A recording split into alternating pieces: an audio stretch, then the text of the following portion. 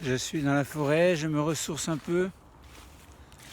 J'essaie de retrouver le bien-être.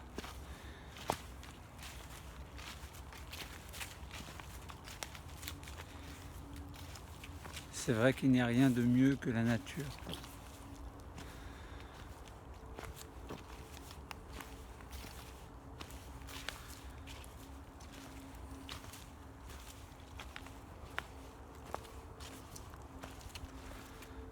Alors, il y a des arbres qui sont tombés, hein, vous voyez. Voilà. Il y a eu une tempête il y a quelques temps. Alors je suis dans la forêt. Vous savez quelle forêt je suis? La forêt d'une petite ville, d'un petit village en fait qui s'appelle Mont-Saint-Aignan.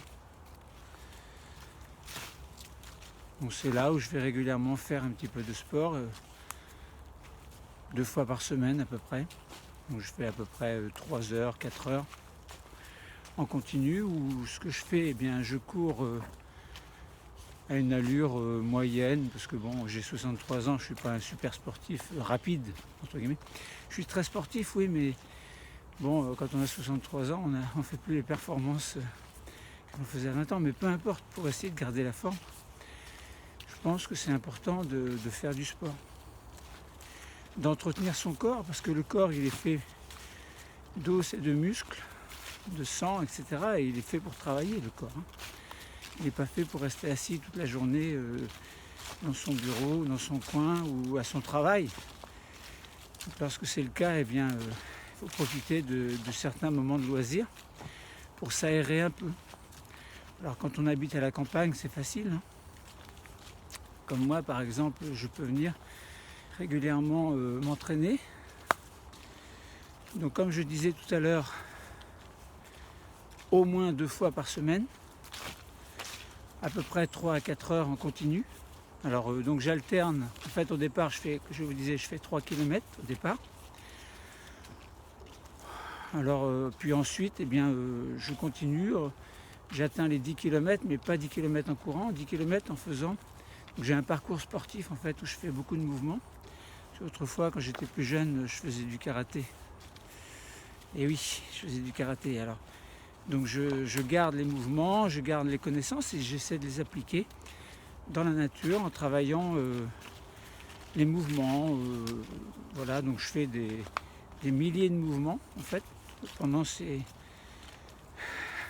après avoir fait les 3 km, tout en alternant en fait la course, le repos et puis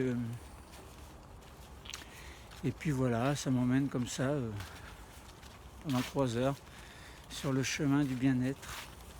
J'avais repéré, parce que donc je prépare en fait une certification de sophrologie en même temps, que je fais des cours sur YouTube, hein, vous avez remarqué, il y en a beaucoup. J'ai un blog également, où j'ai presque 600 000 vues à ce jour-là. Ce que je vous disais, c'est que oui, j'ai une phrase que j'ai retenue quand je travaillais sur la phénoménologie, c'est-à-dire l'application de la phénoménologie en fait à la sophrologie. Eh bien, il y a une phrase que j'ai repérée, que j'aime beaucoup, qui est très symbolique. C'est, en parlant de phénoménologie, de phénomène, en fait, c'est quand un phénomène nous apparaît, c'est le découvrir comme un enfant pour la première fois, mais avec la conscience d'un adulte. Découvrir quelque chose, un phénomène pour la première fois, avec les yeux d'un enfant, donc il découvre vraiment en toute naïveté pour la première fois, mais avec la conscience de l'adulte. Vous imaginez ce que ça veut dire? C'est symbolique, c'est très beau, je trouve que c'est très beau. Alors j'ai la voix un peu cassée, hein, c'est pour ça que je parle bizarrement. Bon voilà, tout ça pour parler un petit peu de moi. Donc j'habite à la campagne, dans un endroit qui est agréable. Alors c'est pas vraiment la campagne, c'est pas très loin de la campagne, mais autour de moi, donc il y a des forêts, notamment celle-ci, la forêt de Mont-Saint-Aignan, dans la Seine-Maritime. C'est une petite forêt où il y a beaucoup d'étudiants. Autrefois, je faisais mes études à Mont-Saint-Aignan, donc j'ai fait des études universitaires. Et donc j'ai toujours aimé ce coin, cet endroit qui je me ressource en fait. Pourquoi je vous dis ça? Parce que on peut avoir des moments où ça ne va pas dans la vie. Par exemple, chez vous, je suis sûr que tout ne va pas toujours très bien. Alors comment faire pour s'en sortir? Alors, j'ai remarqué que plus on est dans la déprime et moins on a envie de s'en sortir en fait. C'est pas facile. Il faut faire l'effort de sortir par exemple. Je vous assure que c'est pas facile. Et pourtant, si vous y arrivez, eh bien, ça veut dire que tout doucement, vous reprenez l'énergie de l'univers, vous reprenez l'énergie de la Terre, en imaginant un peu qu'à travers votre tête, vous avez toute l'énergie de l'univers qui vient en vous, et à partir de vos pieds, toute l'énergie de la Terre qui vient en vous. Et vous êtes au centre d'une centrale énergétique qui peut éventuellement vous ressourcer, vous donner du courage, vous apaiser. Alors je vous conseille vivement, évidemment, des séances de sophrologie. La sophrologie, c'est un petit peu spécial. On peut être sophrologue en ayant une certification, donc il y a une préparation à faire. Alors souvent qui est payante. Bon, là, celle que je fais, elle est payante. Et bientôt, je vais pouvoir donc faire des séances de sophrologie. Alors voilà. Vous savez tous que je suis scientifique, évidemment, je suis enseignant de sciences de la vie et de la Terre. J'ai aussi un diplôme de biochimie, puis un diplôme de microbiologie et un CAPES des sciences de la vie et de la Terre. Un DUG également, une licence également. Bon, j'ai plusieurs bagages qui me donnent un certain nombre de connaissances. Et à travers ces connaissances-là, eh bien, lorsque l'on parle de sophrologie, eh bien, je trouve que c'est très intéressant.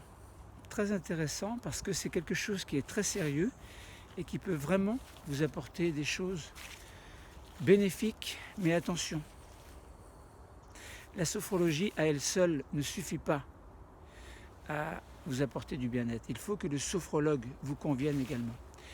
Vous verrez, c'est pas toujours facile. Il y a sophrologue et sophrologue. Donc il faut bien faire attention de tomber sur un sophrologue qui ne soit pas entre guillemets un charlatan.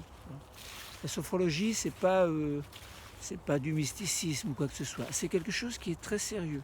Voilà.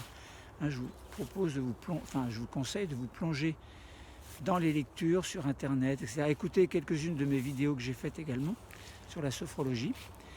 Et notamment lorsque vous associez la sophrologie à la phénoménologie, eh bien vous allez pouvoir comprendre que à chacun des mots que vous pouvez avoir, que ce soit de la tristesse, manque de confiance, de la déprime, un problème au niveau de votre travail, un problème dans la famille,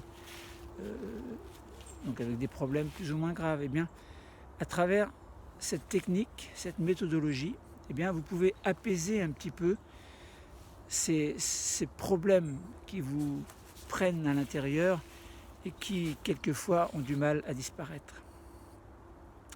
Bon, pour revenir un petit peu à la nature, eh bien, franchement, si vous avez l'occasion de sortir, alors vous allez me dire, mais j'habite en ville, comment vous voulez que je fasse pour sortir?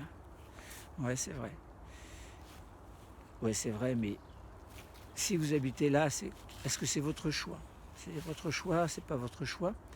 Est-ce que vous ne pouvez pas quand même descendre dans la rue et puis aller à droite à gauche, vous promener à droite et à gauche?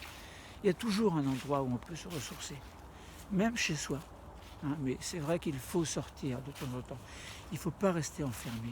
Faites l'effort de ne pas rester enfermé. Bon voilà, je vais arrêter là mon discours. C'était juste une petite vidéo amicale pour parler un peu de moi, pour parler de ci, de là, pour parler de tout et de n'importe quoi.